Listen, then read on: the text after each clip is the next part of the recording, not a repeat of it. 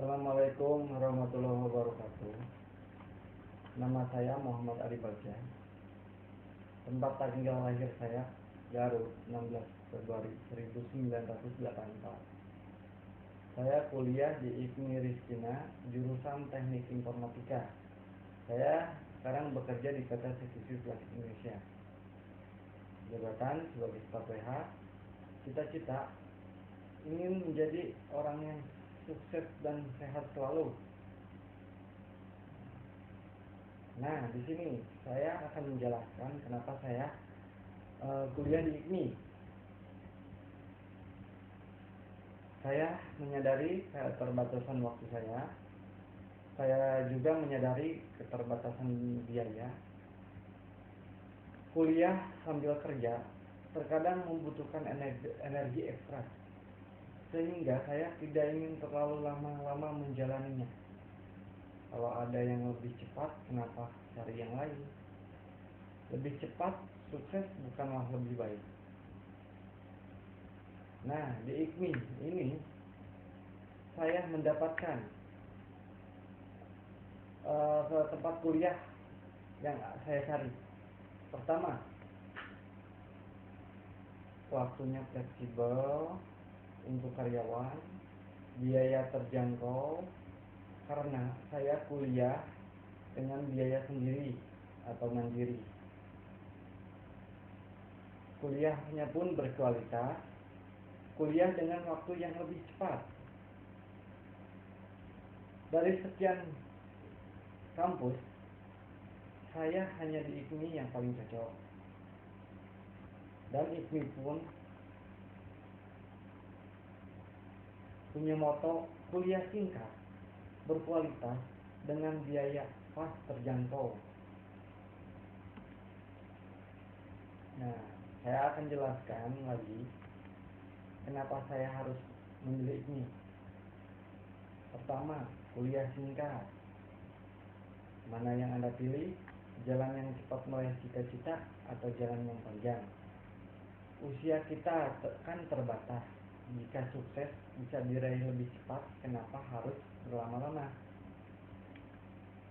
Biaya pas. Kedua, biaya terjangkau buat saya.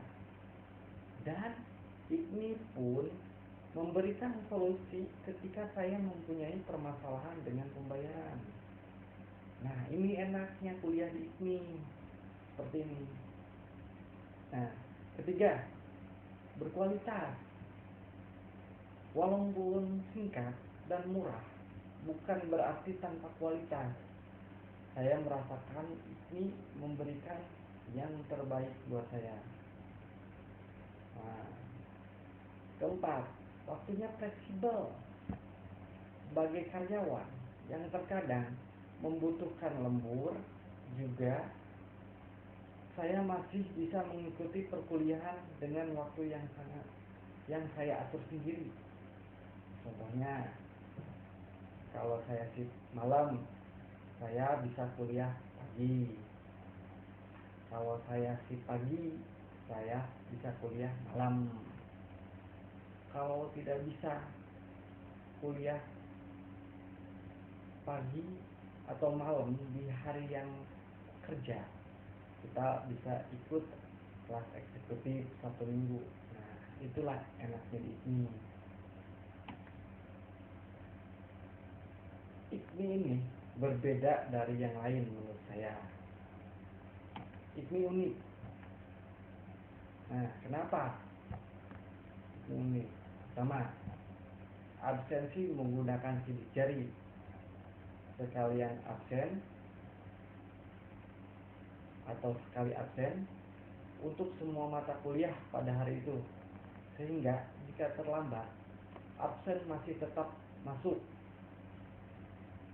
Ini sangat membantu sekali bagi saya yang terkadang terlambat karena pekerjaan yang tidak bisa ditinggalkan.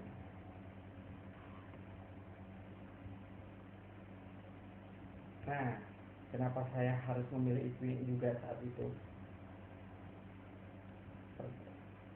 Pertama, setiap kelas dilengkapi dengan owner kelas, semacam asisten dosen, eh, itu owner kelas sangat membantu mahasiswa jika ada kesulitan tentang perkuliahan, termasuk minta modul, konsultasi nilai, ketertinggalan materi karena izin dan lain-lain. Setiap kelas pun sudah dilengkapi laptop dan LCD proyektor sehingga memperlancar dosen dalam membawakan materi. Dengan sarana yang lengkap, walau singkat, namun ini kualitas kuliah tetap saya dapatkan. Nah, kuliah meskipun singkat itu masih tetap saya dapatkan.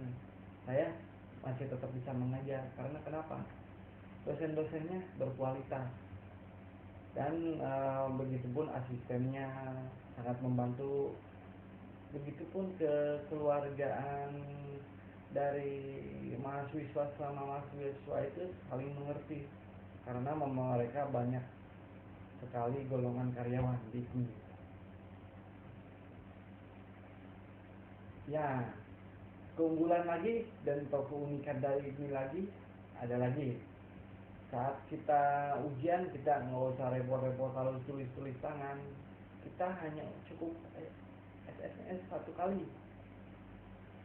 Nah, cukup pilih jawaban dengan SMS itu. Setiap mata pelajaran itu tinggal SMS kita udah mendapatkan hasil nilai yang sangat cepat. Itu unik sekali dari ini. Nah, sekarang apalagi sekarang UAS sama UTS itu sistem nilainya, sistem ujiannya udah sama SMS semua. Ini satu-satunya dilakukan di ini. Dalam 1 menit manajemen sudah bisa mengetahui hasil nilai ujian mahasiswa dan mahasiswa bisa mengecek lewat SMS dengan biaya SMS normal.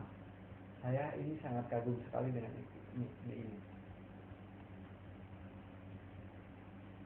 Sistem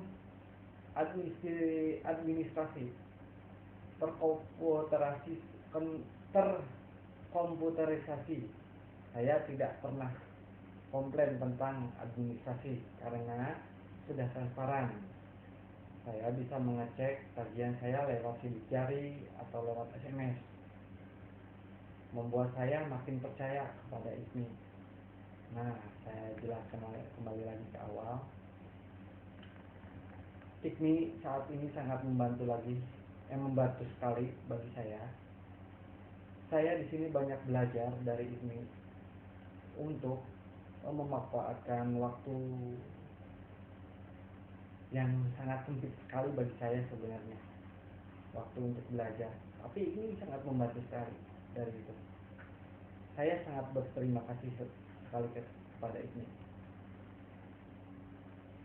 Nah, saya pun saat ini bekerja sudah lumayan naik. Kenapa? Karena gelar yang saya dapatkan sangat cepat sehingga membantu untuk perkembangan kerja di perusahaan saya. Nah, terlalu banyak singkat jika saya harus cerita tentang ini. Biarlah Anda merasakan penasaran dan buktikan sendiri. Dan segera cepat daftar di tempat kuliah ini. Saya yakin Anda tidak akan menyesal memilih ini karena saya telah membuktikannya. Nah, sekian perkenalan dari saya dan perkenalan kampus saya ini. Saya akan lanjutkan dengan materi yang saya akan bawakan. Saya akan mulai presentasikan kewirausahaan tentang kreatif, ide bisnis dan peluang. Di Indonesia adalah negara yang kaya akan berbagai kebudayaan dan tentu saja memiliki uh, banyak sekali jenis makanan yang berbeda-beda. Sebagai seorang kewirausahaan atau orang yang mempunyai jiwa entrepreneurship, kita tentu saja harus memanfaatkan apa yang ada di kebudayaan kita ini. Sebagai contoh, saat negara Indonesia sedang gemar terhadap makanan-makanan pedas, kita dapat mulai memikirkan makanan apa yang bisa kita buat dan tentu saja dapat menghasilkan sebuah keuntungan. Ide dan peluang dapat kita peroleh dengan hal-hal kecil berada di sekitar kita. Perekonomian tentu saja akan terus berkembang, dan sebagai orang yang dapat melihat ide dan peluang, kita harus cepat tanggap dan merespons perubahan-perubahan yang akan terjadi saat ini. Kita tidak memungkiri dalam memanfaatkan ide dan peluang, tentu saja ada permasalahan yang tentu akan terjadi. Namun jika kita tidak mencoba, kita tidak akan mempunyai pengalaman dan berbagi hal. Kita hanya berani untuk mencoba terlebih dahulu. Jangan sampai ketakutan tersebut menghalangi kita untuk memperoleh ide dan peluang yang akan kita jalankan. Dalam kehidupan sehari-hari masih banyak orang yang menafsirkan dan memandang bahwa kewirausahaan adalah identik dengan apa yang dimiliki dan dilakukan oleh usahawan atau wira swasta. Pedagang tersebut kurang tepat karena jiwa dan sikap kewirausahaan tidak hanya oleh usahawan, namun juga oleh setiap orang yang berpikir kreatif dan bertindak inovatif. Misalnya petani, karyawan, pegawai pemerintah, mahasiswa, guru, pemimpin proyek, dan lain sebagainya. Berpikir kreatif dan inovatif dapat menciptakan ide kreatif, inovatif, dan ide tersebut dapat membuat sebuah peluang usaha yang besar. Tetapi kita hanya berpikir kreatif dan inovatif yang sungguh-sungguh mendalam agar dapat menciptakan suatu ide yang dapat menghasilkan peluang. Dengan kreativitas dan inovatif kita ciptakan suatu nilai lebih terhadap suatu barang dan jasa yang memiliki nilai guna bagi konsumen yang membutuhkan. Dengan ide kreatif dan inovatif membuat peluang usaha kita menjadi lebih kuat daripada pesaing usaha kita, dikarenakan hasil produk-produk usaha kita mempunyai nilai lebih yang pastinya akan menarik minat konsumen. Nah, sekarang kita akan menjelaskan usaha kreatif dan inovatif. Pengertian dari kreatif dan inovatif dalam menganalisis suatu usaha juga membutuhkan jiwa dan kreatif dan inovatif, karena kreatif dan inovatif adalah karakteristik personal yang harus terpatri kuat dalam diri seorang wirausaha sejati. Bisnis yang tidak dilandasi dengan upaya kreatif dan inovatif dari sang wirausaha biasanya tidak dapat berkembang abadi. Untuk mencari terobosan terbaru di lingkungan bisnis yang dinamis agak lebih menuntut wirausaha. Kreatif dan inovasi merupakan dua hal berbeda, tapi saling membutuhkan satu sama lain.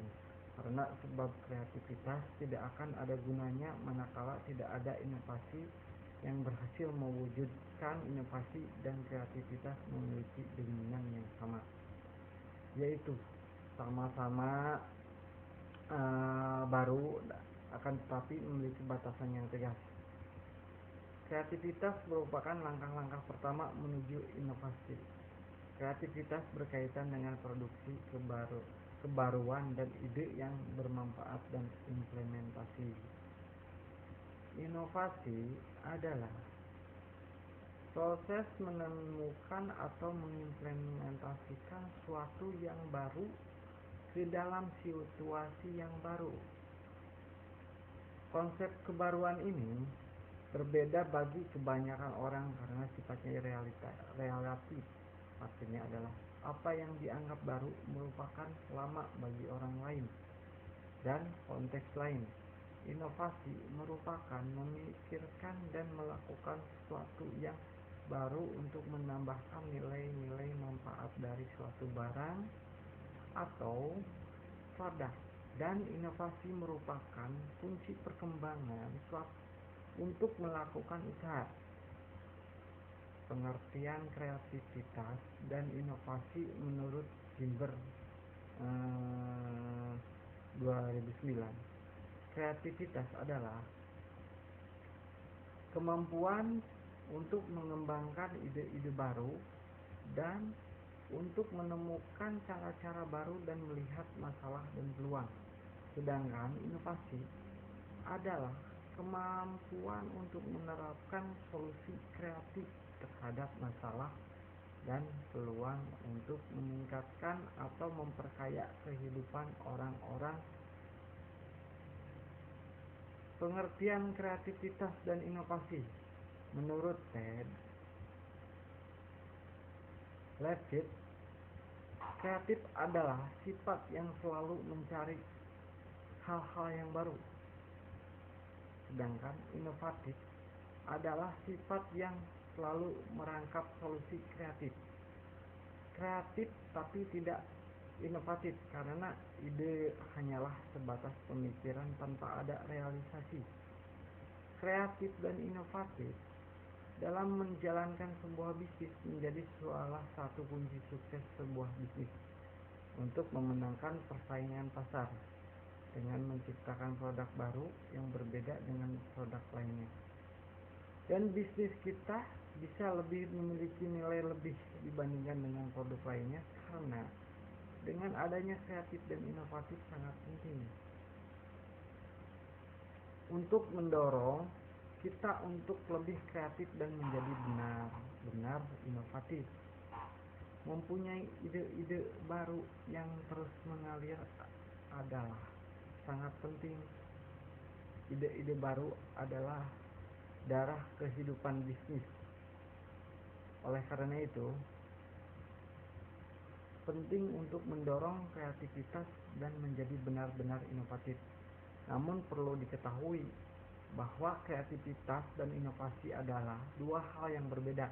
Kreativitas adalah segala hal yang berkaitan dengan memunculkan ide-ide baru, sedangkan inovasi berkaitan dengan penerapan ide-ide baru dalam suatu tindakan atau action. Jenis-jenis inovasi. 1. Inovasi produk lebih besar, inovasi teknologi, pemasaran produk baru atau secara signifikan ditingkatkan atau jasa, termasuk perubahan signifikan terhadap spesifikasi teknik mereka. Komponen perangkat lunak yang tertanam antar muka pengguna atau karakteristik fungsional lainnya. Inovasi proses. Inovasi proses, pelaksanaan proses produksi baru atau secara signifikan ditingkatkan dan logistik barang atau jasa, termasuk perubahan signifikan dalam teknik peralatan atau perangkat lunak. Ketiga, inovasi organisasi, penerapan metode organisasi baru dan praktik bisnis, kerja organisasi dan atau hubungan eksternal. Inovatif marketing, penerapan metode pemasaran baru yang melibatkan perbaikan yang signifikan dalam desain produk atau kemasan, harga, distributor, dan promosi. 5. Inovasi terbuka dan inovasi tertutup. Inovasi tertutup mengacu pada proses membatasi pengetahuan untuk menggunakan internal sebuah perusahaan dan tidak menggunakan atau hanya menggunakan sedikit pengetahuan eksternal, sedangkan open inovasi mengacu pada proses dan juga menggunakan sebuah informasi eksternal seperti lisensi, paten, dan lain-lain, meningkatkan pengetahuan manajemen, antara lain pengetahuan perusahaan yang bertujuan untuk mempercepat proses inovasi. Inovasi terbuka merupakan perkembangan yang akan datang dari masyarakat umum, dibedakan dengan partisipasi pembuka individu dari seluruh dunia. Inovasi inkremental mengacu pada penciptaan nilai tambah pada produk yang sudah ada, menambahkan beberapa perbaikan. Sebagai contoh mobil, Anda dapat menempatkan airbag dan produk lainnya. Ketujuh, inovasi radikal, perubahan atau pengenalan produk baru, layanan atau proses tidak diketahui sebelumnya. Misalnya, perubahan radikal akan menggunakan kuda untuk menggunakan mesin mobil. Kedelapan, inovasi manajemen adalah yang secara substansi mengubah cara melaksanakan tugas manajemen atau secara signifikan mengubah bentuk organisasi adat karena itu memberikan kemajuan dalam tujuan organisasi. Sumber-sumber ide baru. Salah satu kendala seseorang untuk memulai usaha sendiri adalah tidak memiliki ide usaha. Mereka seringkali bingung untuk memulai suatu usaha yang hendak ditekuninya. Padahal banyak cara bisa dilakukan untuk memperoleh atau menemukan ide untuk memulai suatu usaha, entah usaha sampingan lebih dulu baru kemudian menjadi usaha pokok, atau justru langsung saja menjadi pekerjaan utama. Beberapa sumber ide baru yang sering digunakan oleh para pengusaha adalah pelanggan, produk, dan jasa yang sudah ada, saluran distribusi, pemerintah federal, serta penelitian dan pengembangan. Wirausaha. Tadi saya akan bicara dengan sumber-sumber ide baru, dibagi menjadi tadi beberapa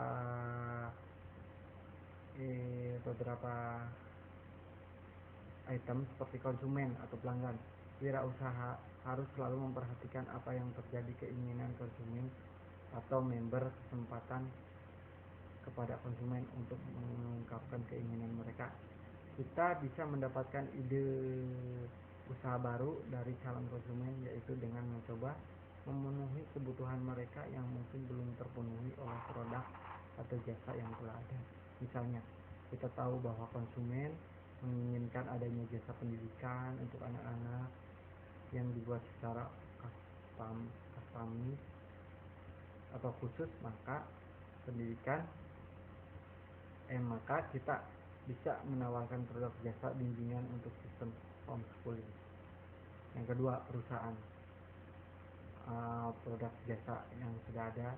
Wirausahawan harus selalu memperhatikan dan mengevaluasi produk atau jasa yang ditawarkan oleh perusahaan yang sudah ada, dan kemudian mencari cara untuk memperbaiki penawaran yang sudah ada sehingga bisa membentuk ventura baru.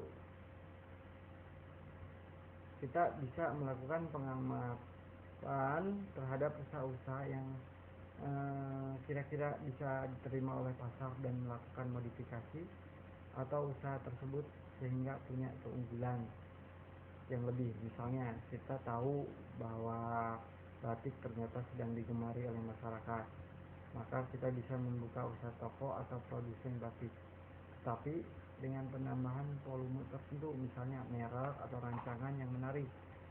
Perlu diingat, meskipun kita seakan mencontoh dari usaha yang telah ada, kita tetap harus tunduk dengan aturan yang berlaku, misalnya aturan tentang hak paten dan lain-lain.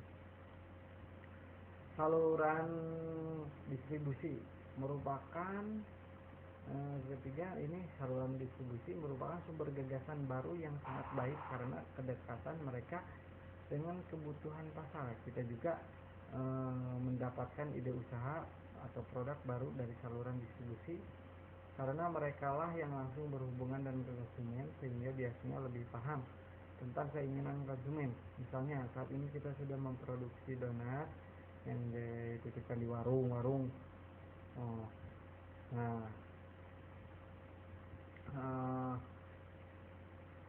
Warung di sini termasuk saluran distribusi, maka kita bisa meminta masukan dari si pemilik warung.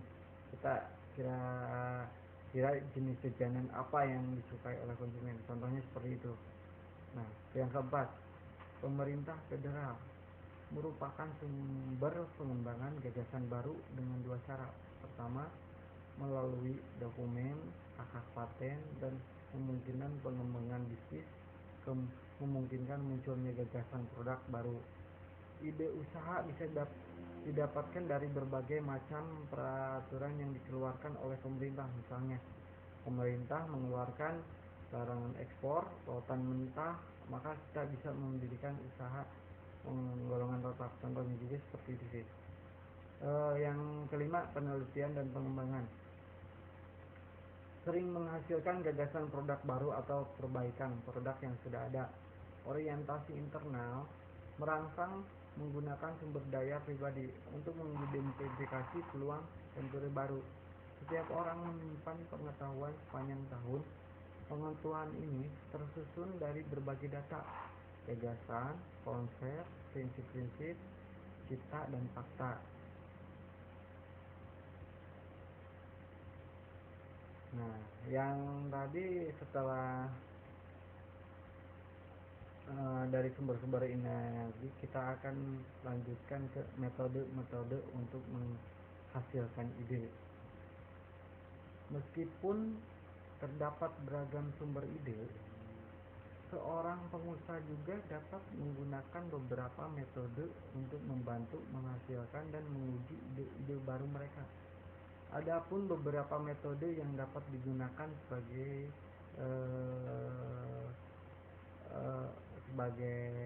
contoh, ada ide-ide yang dapat digunakan, dan di sini saya akan menjelaskan beberapa metode yang saya ketahui. 1. Meteor Gordon atau Gordon Method merupakan metode di mana pengusaha memulai metode ini dengan cara menyebutkan konsep umum yang berhubungan dengan masalah. Kelompok atau anggota-anggota merespon dengan cara mengungkapkan sejumlah ide. Kemudian, sebuah konsep dikembangkan yang diikuti dengan konsep-konsep yang berkaitan melalui bimbingan pengusaha tersebut. Kemudian, masalah yang seharusnya diungkap memungkinkan kelompok tersebut memberikan usulan implementasi atau perbaikan solusi akhir. Kedua, metode daftar. Dalam metode daftar, ide baru dikembangkan melalui daftar persoalan atau usulan yang berkaitan. Pengusaha dapat menggunakan daftar pertanyaan di mana pertanyaan tersebut digunakan untuk memadu atau mengembang berbagai ide yang sama sekali baru atau pemusatan area-area ide tertentu. Yang ketiga, metode daftar sifat.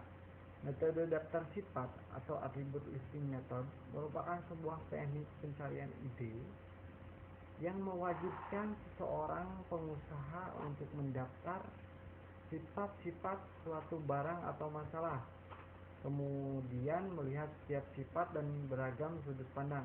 Melalui proses ini, objek-objek yang semula tidak berhubungan dapat dikumpulkan untuk membentuk suatu kombinasi dan kegunaan-kegunaan baru yang membantu kebutuhan secara lebih baik. Yang keempat, asosiasi bebas. Salah satu metode yang paling sederhana tetapi paling efektif yang dapat digunakan oleh para pengusaha untuk memunculkan ide-ide baru adalah asosiasi bebas. Teknik ini sangat bermanfaat dalam mengembangkan suatu pandangan yang baru terhadap suatu masalah atau menciptakan rantai ide yang berakhir dengan munculnya ide produksi baru. Yang kelima, pendekatan berpikir panjang. Pendekatan berpikir panjang untuk memunculkan sebuah ide baru yang mewajibkan seorang pengusaha memikirkan masalah dan solusi. Dengan berpikir luas, setiap kemungkinan harus dicatat dan diselidiki tanpa memandang sebuah sisi negatif yang terlibat atau sumber-sumber yang dibutuhkan. Ide-ide harus dikonsepkan tanpa pembahasan sampai sebuah ide dikembangkan menjadi bentuk yang dapat dilaksanakan. Yang keenam, analisis parameter. Metode akhir untuk pengembangan sebuah ide baru yaitu analisis parameter melibatkan dua aspek, identifikasi parameter dan sintesis kreatif, di mana sintesis kreatif ini dikembangkan melalui sebuah evaluasi parameter dengan satu solusi atau lebih. Rencana analisis peluang. Nah, itu harus ada perencanaan juga. Setiap maupun seluruh ide inovatif dan peluang harus dinilai secara sama oleh pengusaha global. Salah satunya cara yang bagus untuk melakukan hal ini adalah dengan mengembangkan rencana analisis peluang, bukanlah rencana bisnis. Karena rencana ini berfokus pada ide dan pasar atau peluang. Rencana analisis peluang dikembangkan agar dapat berfungsi sebagai dasar keputusan untuk bertindak dalam peluang. Pada umumnya, rencana analisis peluang terdiri dari 4 bagian. 1. Ide dan kompetisinya. 2. Penilaian pasar domestik. 3. Penilaian pengusaha dan tim. 4. Diskusi mengenai langkah-langkah yang dibutuhkan untuk menjadikan ide tersebut dasar agar merupakan bisnis dapat bertahan. Tadi yang satu akan saya jelaskan. Tadi kan ada 4, yang satu akan saya jelaskan. Ide dan kompetisinya. Ide dan kompetisinya salah satu bagian utama dari rencana analisis peluang, berfokus pada ide itu sendiri dan kompetisi. Produk dan jasa harus dideskripsikan secara mendetail.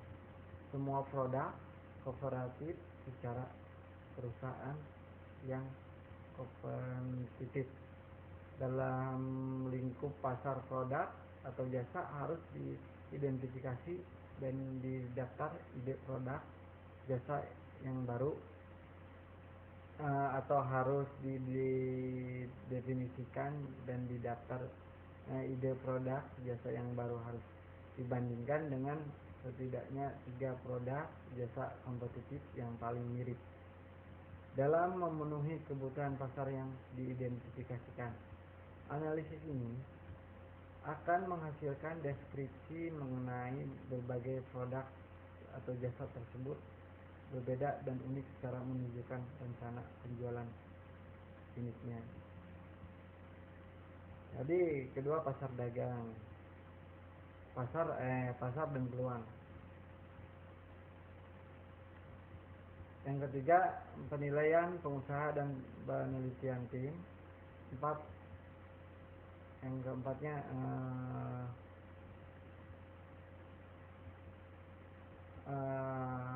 hal-hal yang harus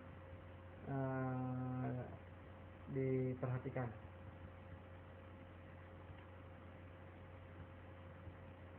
Jadi hal-hal yang harus dipertimbangkan ke dalam melakukan peluang usaha. Sebelumnya kita memulai usaha, kita juga harus mempertimbangkan hal penting dalam memulai usaha, seperti jenis usaha. Nah, untuk jenis usaha apa aja nih yang mau kita buat usaha yang bagus bisa di sekitar kita, seperti itu. Sebagai wirausahawan kita harus mempunyai visi juga dan misi. Nah, itu harus ada itu. Jika usaha bersifat tren, usaha itu tidak akan berlangsung lama setelah bergantinya tren zaman. Maka dari itu visi misi kita itu harus ada dulu. Namun usaha itu akan mempunyai prospek saat tren itu menjadi top topik zaman itu. Jika usaha bersifat intuisi atau dengan kata lain adalah obsesi, cita-cita, sebaiknya pikirkan ulang dan buat suatu hal yang unik dan berbeda. Juga kembangkan bisnis panggilan jiwa atau intuisi tersebut. 2 produk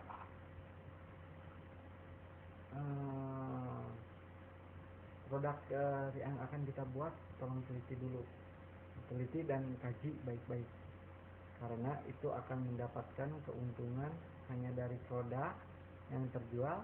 Apakah produk tersebut cepat habis sehingga pelanggan mempunyai trafik atau perputaran omset yang banyak? Apakah produk tersebut lama habisnya tetapi keuntungan besar ketika produk terjual? Yang ketiga, target pasar. Produk bisa terjual jika terdapat pasar yang mana produk tersebut akan terjual di dalamnya.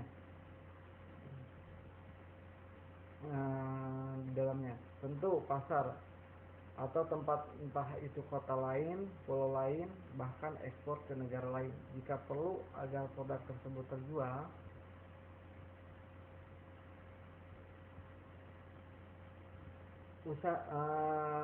keempat, usaha di sekitar kita. Jika kita sudah menemukan jenis usaha, kita harus melihat satu aspek lagi, yaitu melihat usaha di sekitar kita.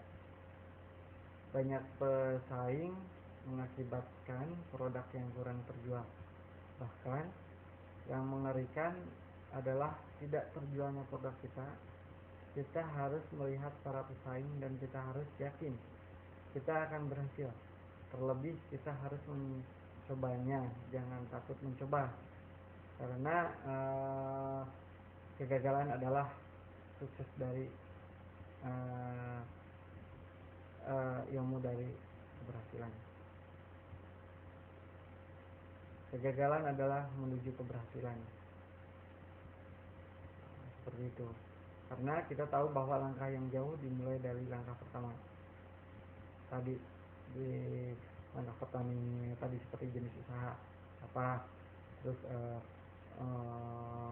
produknya apa, terus target pasarnya, yang keempatnya usaha di sekitar kita apa yang belum ada pesaingnya, seperti itu. Itu harus diperhatikan. Nah, pada peluang bisnis dapat muncul dari hobi kita sendiri. Ini untuk peluang bisnis dapat hobi dari hobi kita sendiri, mungkin bisa seperti itu.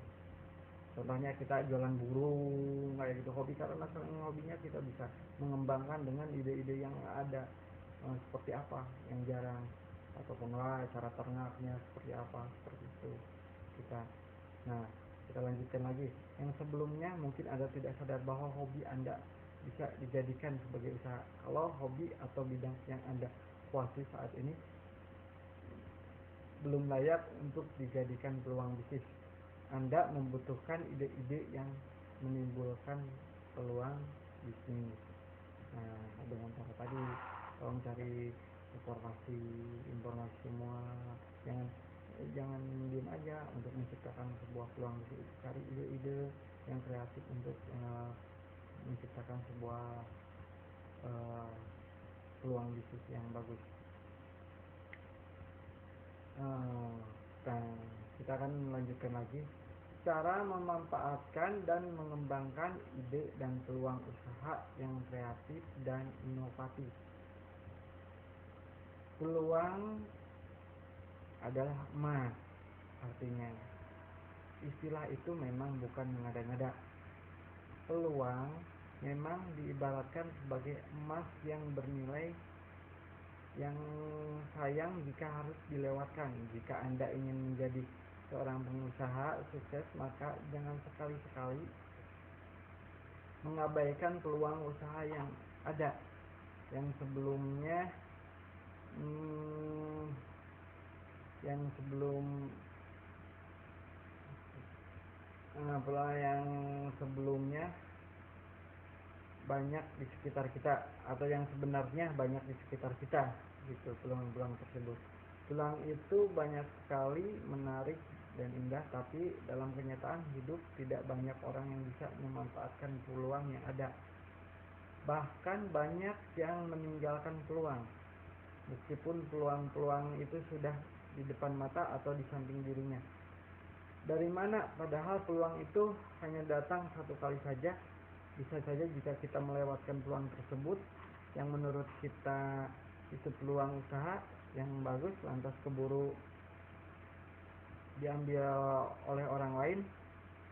Peluang berarti juga pasal. Jika seseorang ingin berhasil, apakah berhasil sebagai entrepreneur, dia harus bisa secara cerdik menangkap dan memanfaatkan peluang, kemudian mengambil keputusan yang tepat agar memenangkan persaingan di pasar. Dengan kreatif berarti seseorang bisa secara bersama-sama menciptakan dan menangkap peluang dan memaksimalkan resources lain yang bisa mendukung agar peluang-peluang dan kreativitas itu menjadi berhasil. Dan agar peluang-peluang dari kreativitas itu berhasil, dibutuhkan komunikasi yang baik seorang entrepreneur. Keterampilan berkomunikasi itu sangat penting. Segala ide dan kreativitas yang ada di diri seorang entrepreneur harus bisa dikomunikasikan dengan baik ke pasar. Seorang entrepreneur harus rajin pergi kemana saja untuk mengkomunikasikan ide dan kreativitasnya dengan komunikasi yang baik. Seorang entrepreneur harus mempunyai keyakinan bahwa ide dan kreativitas itu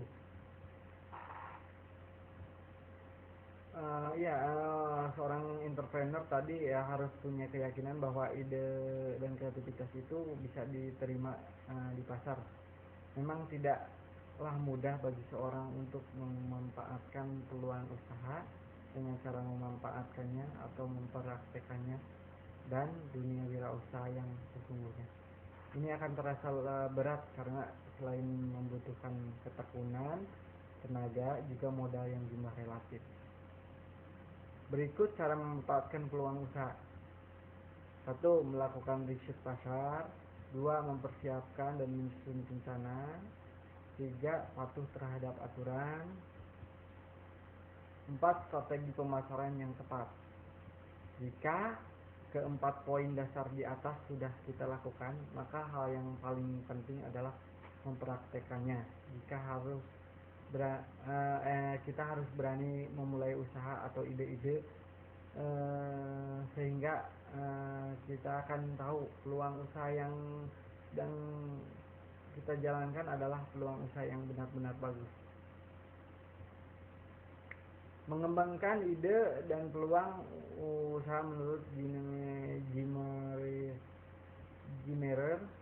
Ide-ide berasal dari wirausaha dapat menciptakan peluang untuk memenuhi kebutuhan real di masyarakat. Ide-ide itu menciptakan nilai potensial di pasar sekaligus menjadi peluang usaha.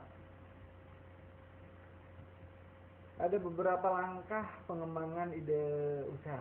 Satu, tetapkan dengan jelas pengembangan ide usaha tersebut. Kedua, tentukan tujuan khusus dan dalam pengembangan ide usaha tersebut.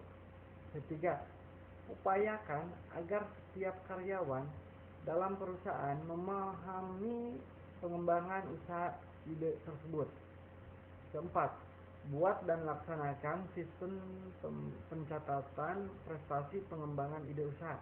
Kelima, berikan penghargaan pada karyawan agar prestasi pengembangan ide menjadi obsesi, dan upayakan agar para karyawan memahami peranannya dan berikan kesempatan untuk terlibat untuk mengembangkan usaha dalam prestasi perumahan. Nah, tadi presentasi yang saya jelaskan tentang presentasi analisis terhadap kreativitas ide bisnis dan peluang. Itu kesimpulannya dari saya. Kesimpulannya, dari semua karakteristik personal yang terdapat dalam diri seorang wirausahawan, perilaku inovatif merupakan salah satu hal yang berperan penting. Perilaku inovatif yang demikian perilaku inovatif yang dimiliki oleh seorang wirausahawan dapat mengimbangi perusahaan yang terjadi dengan begitu cepatnya, khususnya dalam menghadapi tantangan globalisasi. Kemampuan seperti kemampuan mengumpulkan sumber daya dan sumber ide baru yang dibutuhkan untuk mengambil peluang usaha dan mengambil tindakan untuk memastikan pencapaiannya dapat tumbuh bila seseorang memiliki jiwa inovatif yang dapat dilihat dari perilakunya yang inovatif. Perilaku inovatif dapat dilihat dari dimensi kreativitas dan pengambilan risiko. Nah, dari saran saya, agar bisnis dapat berkembang abadi, maka setiap wirausahawan dituntut untuk selalu adaptif dan mencari terobosan baru. Tidak hanya di situ-situ aja, jadi terobosan baru seperti itu. Tidak cepat puas diri, kreatif dan inovatif dapat diterapkan secara sederhana, tapi sangat unik seperti itu. Kuncinya adalah kepekaan dan dalam mencium peluang dan kemampuan membaca pasar. Ketika pelanggan sudah mulai mulai jenuh dengan suatu produk, maka wirausaha harus mampu melihat masih ada peluang lain yang dapat dikembangkan dan memahami selera pasar. Nah, cukup sekian persentase dari saya untuk kewirausahaan. Semoga bermanfaat bagi semuanya, bagi kita semua. Dan saya ucapkan wassalamualaikum warahmatullahi wabarakatuh.